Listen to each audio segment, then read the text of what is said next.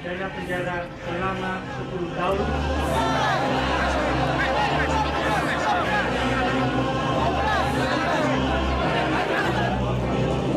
Ya harapan saya pokoknya di kondisi adil-adilnya. Dan pidana denda sebesar 500 juta rupiah. Pemirsa, rapor penegakan hukum terhadap terdakwa kasus korupsi sudah menuju lampu merah. Mayoritas terdakwa yang divonis pengadilan tindak pidana korupsi, pengadilan tinggi dan Mahkamah Agung mayoritas dihukum antara 1 hingga 4 tahun. Inilah topik The Headlines kali ini dan vonis ringan koruptor. Untuk membahasnya kami telah mengundang Emerson Yunto, Koordinator Bidang Hukum dan Peradilan Indonesia Corruption Watch, dan Ketua Komisi Yudisial Suparman Marzuki. Hadir pula Don Bosco Salamun, pemimpin redaksi Berita 1 News Channel, serta Budiman Tanurejo, wakil pemimpin redaksi Kompas. Bapak-bapak, terima kasih sudah hadir di Berita 1. Ini kita agak sedikit berbeda dengan tren berita kebanyakan yang masih hangat soal Pilpres ya, tetapi rasanya pemberantasan korupsi adalah satu hal yang penting untuk dibahas ya. Dalam satu semester pada tahun 2014, hukuman untuk koruptor cenderung ringan. Kalau kita lihat tuntutan jaksa hanya berdasarkan spekulasi-spekulasi dan asumsi-asumsi, bukan berdasarkan fakta-fakta persidangan. Nah, mudah-mudahan ya, tentu saja saya berharap bahwa majelis hakim bisa memutuskan dengan adil dan sesuai dengan fakta-fakta persidangan.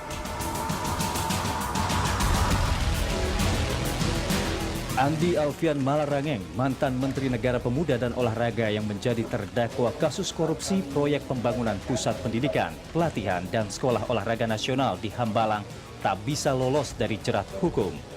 Menyatakan terdakwa Andi Alfian Malarangeng terbukti secara sah dan meyakinkan bersalah melakukan tindak pidana korupsi secara bersama-sama.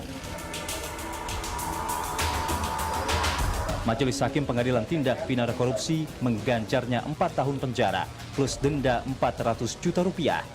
Andi Malarangeng terbukti menyalahgunakan wewenang dalam proyek Hambalang. Vonis untuk Andi Malarangeng lebih ringan dari tuntutan 10 tahun penjara yang diminta oleh jaksa. Hukuman yang lebih ringan dari tuntutan jaksa juga diberikan kepada mantan Kepala SKK Migas Rudi Lubiandini. Akhir April lalu, Pengadilan Tipikor mengganjarnya 7 tahun penjara karena terbukti menerima uang sogok dari Kernel Oil, perusahaan rekanan SKK Migas. Berdasarkan pemantauan Indonesia Corruption Watch atau ICW, vonis ringan seperti diberikan kepada Andi Malarangeng menjadi tren hukuman bagi koruptor dalam semester pertama tahun 2014. Dari 261 terdakwa perkara korupsi yang dipantau ICW, mayoritas terdakwa atau 242 orang divonis bersalah dan hanya 19 yang dinyatakan bebas. Namun vonis untuk koruptor rata-rata hanya 2 tahun 9 bulan alias meringankan koruptor.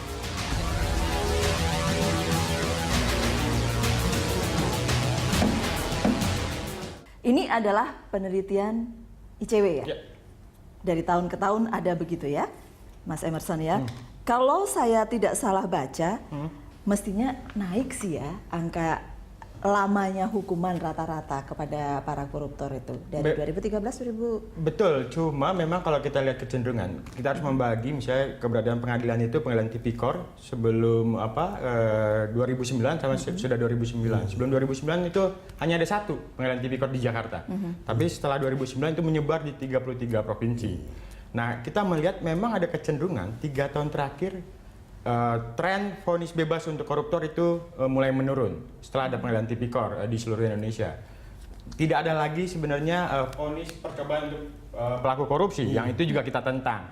Nah, cuma kalau kita lihat, perhatikan lebih detail lagi, kecenderungannya adalah betul mereka dihukum. Jadi catatan ICW 92% perkara korupsi yang dibawa ke pengadilan Tipikor mayoritas dihukum bersalah oleh pengadilan Tipikor, tapi kecenderungannya itu seperti grafik semakin menurun, artinya kecenderungan paling banyak dihukum ringan 1 sampai 4 tahun, dihukum 4 sampai 10 yang menurut kita kategori sedang itu cukup tidak terlalu banyak, dan kemudian dalam 2 tahun 3 tahun terakhir kita melihat vonis yang terhadap koruptor di atas 10 tahun itu tidak sampai 10 orang. Jadi di semester tahun ini aja, semester 1 2014, itu hanya ada 4 koruptor yang divonis di atas 10 tahun Cuma penjara. saya membayangkan gini, kalau mau kita bicara soal vonis gitu ya kan, kita bicara juga soal kasusnya gitu kan. Ya kalau kasusnya tidak banyak yang sampai harus dihukum berat, terus kan nggak juga Ya, jadi.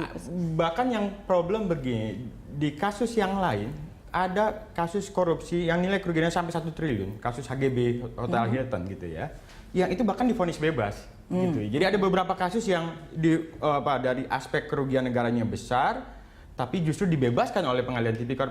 Di tempat yang lain ada kasus-kasus yang kecil, tapi hukumannya berat. Oke. Kita masih ingat kasus Sugiono Timang gitu ya, yang dia melarikan diri, nilai kerugian hampir 300 miliar, tapi ternyata divonis bebas oleh pengadilan, oleh Mahkamah Agung. Intinya belum memuaskan gitu ya? Sangat belum memuaskan. Sangat belum memuaskan, Bang Don. Iya, berita ini tidak menonjol di tengah-tengah berita pilpres, Iya. tetapi untuk saya sebagai wartawan itu mengusik, Mas. Nah, tidak menonjol tapi mengusik. Kenapa? Yang kita beritakan dari hari ke hari kan dari gedung KPK, TV maupun media cetak, online itu kan rame, dan itu memperlihatkan drama yang luar biasa, seolah-olah koruptor ini akan dihukum berat semuanya. Dan itu justru terjadi di tengah-tengah aspirasi publik atau katakanlah keinginan publik yang ingin pemberatan hukuman terhadap para koruptor, pemberatan pemiskinan pada koruptor. Itu yang kemudian mengusik di tengah-tengah situasi seperti sekarang gitu. Pengamatan Kompas Plus ya? Ya memang tidak ada kaitannya dengan pilpres ya. Tapi ini adalah isu yang harus menjadi perhatian dari pemerintahan baru yang akan terbentuk. Setuju. Ya. Ini kan konsentrasinya Mas Emerson tadi kan menekankan pada hukuman badan, vonis hukuman badan.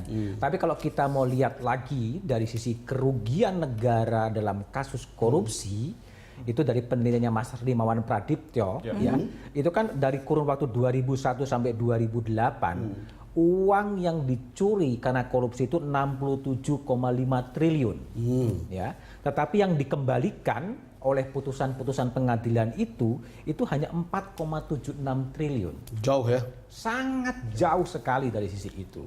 Sehingga yang Don katakan tadi bahwa aspek hukuman badan itu memang penting, tetapi bagaimana kemudian vonis-vonis hakim untuk mengambil kembali harta-harta yang sudah dirampok oleh koruptor itu bisa dikembalikan kepada negara. Dan itu tentunya menjadi strategi dari pemerintahan yang baru yang akan memimpin. Untuk yang mengatakan revolusi mental dan lain sebagainya. Itu masuk ke arah seperti itu sebetulnya yang terjadi. Oke, yang semuanya berkomitmen untuk memberantas korupsi, begitu ya Pak Parman ya? Betul, setuju. Iya, tapi bagaimana pandangan penilaian KY ini sebenarnya kan kalau sudah ada dari pengadilan, bagaimana penilaian KY? Secara umum memang memprihatinkan, Oke. karena spirit, semangat dan keinginan publik masyarakat untuk menjadikan pengadilan putusan hakim dalam perkara tindak pidana korupsi sebagai bagian dari upaya kita membangun peradaban itu tinggi sekali ekspektasinya.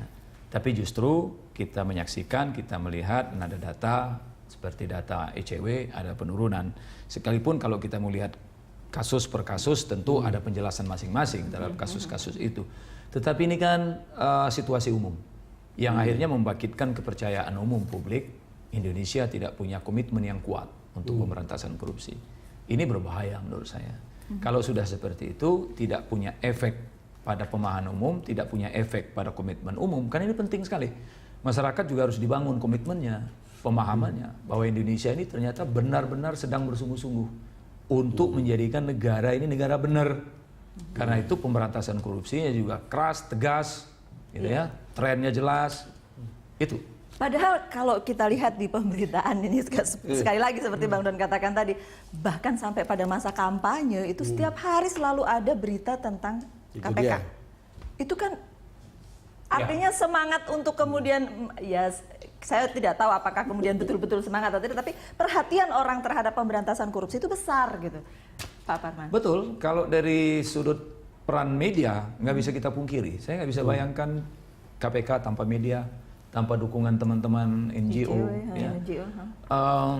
Tapi ini tadi, ini kan nggak bisa sekedar publik punya ekspektasi, media begitu besar dukungannya, KPK bekerja keras, tanpa struktur negara yang lain ini punya komitmen yang kuat. Nah, di sini kita membicarakan putusan pengadilan.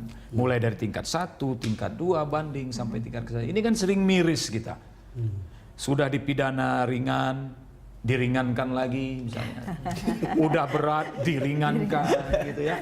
Saya bukan tidak memahami ada cerita di balik kasus gitu ya. Tetapi kan itu tadi, kita mesti melihatnya juga sebagai kerangka umum. Bagaimana negara-negara lain membangun negaranya, memberantas korupsi, itu salah satunya peran putusan pengadilan itu besar. Ada ekstra vonis. Kalau saya sebetulnya Pak Parman, saya sebenarnya agak ragu ya bahwa elit politik bangsa ini memang serius memberantas korupsi. Kita lihatlah, orang mengatakan miskinkan koruptor, hukum berat koruptor. Itu asumsinya, kalau yang terkena bukan kelompok dia sendiri. Coba lihat, tiap menteri A terkena korupsi, dia akan, kebetulan kelompok dari menteri A itu pasti akan mendelegitimasi KPK. Konspirasi lah, apalah. Partainya maksudnya? Iya, partainya pasti akan begitu gitu. Artinya memang belum ada, kita hidup masih dalam sebuah ekonomi korupsi itu sendiri. Sehingga yang terjadi adalah yang kebetulan ketangkep dianggap sebagai apes kan? Bodoh kok ketahuan. Gitu. Nah, ini kan sesuatu yang perlu mindset yang harus diubah gitu dalam strategi pemberantasan korupsi ke depan gitu. Nah, ini yang menjadi masalah. Iya, saya tertarik, memang betul ini jargon. Jadi lama-lama kita di media, kan ini ceritanya begini Pak Parman, kita memberitakan ini karena kita konsen ini menjadi kepentingan banyak orang. Anda tahu berapa sebuah televisi harus membiayai siaran dari KPK.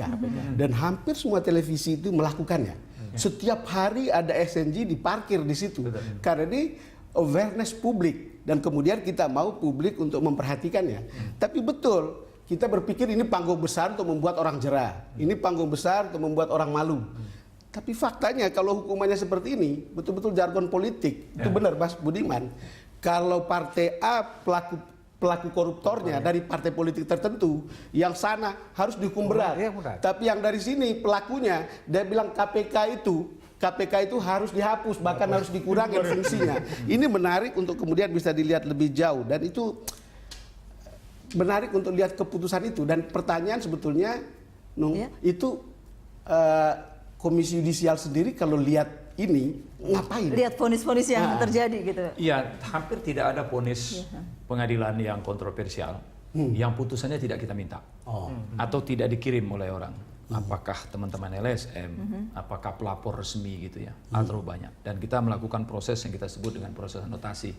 Memang implikasi proses anotasi itu sebetulnya boleh hampir sama dengan eksaminasi sebetulnya. Cuma untuk kepentingan internal kita dalam rangka melihat tren, satu. Yang kedua, kita punya program namanya profiling hakim. Jadi kita memprofil, salah satu instrumen profiling ini adalah putusannya. Kita lihat putusan itu, apakah dakwaan jaksanya sebetulnya cukup kuat, bukti-buktinya cukup kuat, tetapi kalau diputus ringan, tentu kita punya pertanyaan di situ. Nah, tidak ada implikasi apa-apa terhadap putusan itu sendiri, karena kita tidak punya kewenangan. Tetapi implikasinya adalah pada hakim yang bersangkutan. Kita punya catatan terhadap hakim A, B, C, D. Itu sebabnya kita, AY, ICW, dan teman-teman media sering meributkan proses mutasi promosi yang dilakukan oleh Mahkamah Agung.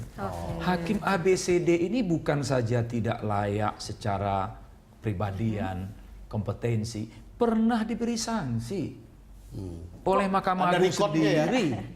Oleh Mahkamah Agung sendiri diberi sanksi. Sebagian karena usul mungkin perlu diberikan profilingnya itu ke mereka, ke Mahkamah Agung supaya ketahuan gitu kan. Ya, jadi ini akhirnya inilah kita katakan, ya mohon maaf dengan segala hormat, ini saya sebut sebagai hipokrisi. Ini kita ini hipokrit. Jadi ada jargon, ada hipokrisi. Iya. Lengkap itu Mas Budiman. Ya, ada jargon, ada hipokrisi. Kita akan lanjutkan sesaat lagi. Ada headline masih membahas tentang vonis ringan koruptor.